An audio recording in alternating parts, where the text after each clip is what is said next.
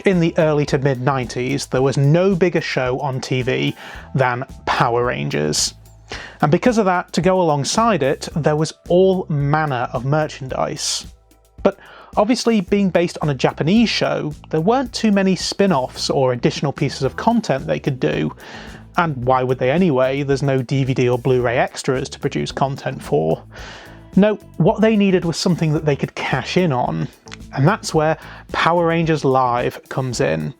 Or should I say, 7up presents Power Rangers Live. Sponsored by Toys R Us. This was a live stage production that toured the US, and as far as I'm aware, the US only, or maybe just North America.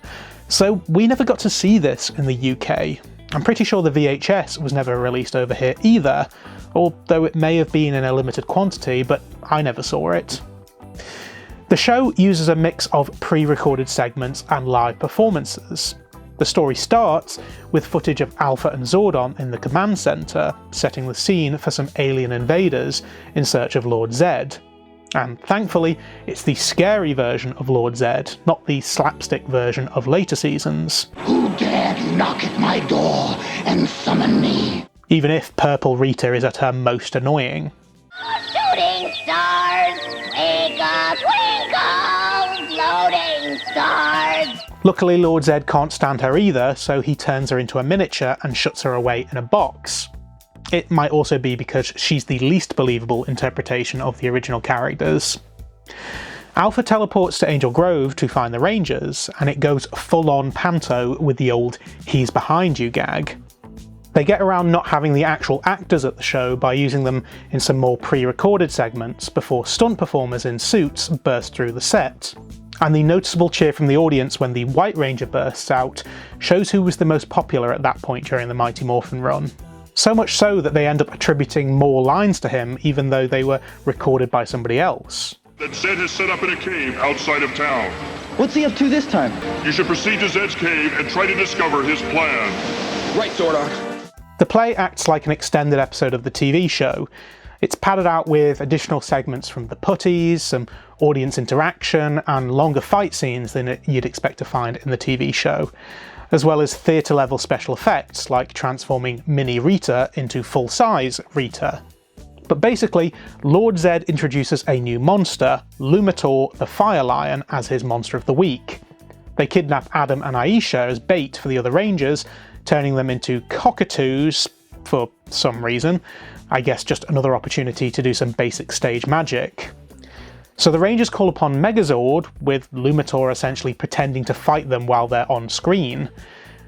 What eventually kills the monster is the kids in the audience helping the Rangers to call for rain, while Billy uses Kimberly's Zord to help form a rain cloud, which kills Lumitor because he's a fire monster. So instead, they have to make a new monster whose only weakness is sound. I think you can see where this is going. Anyway, it turns out that Saba can also speak bird, and they tell him about the monster's weakness.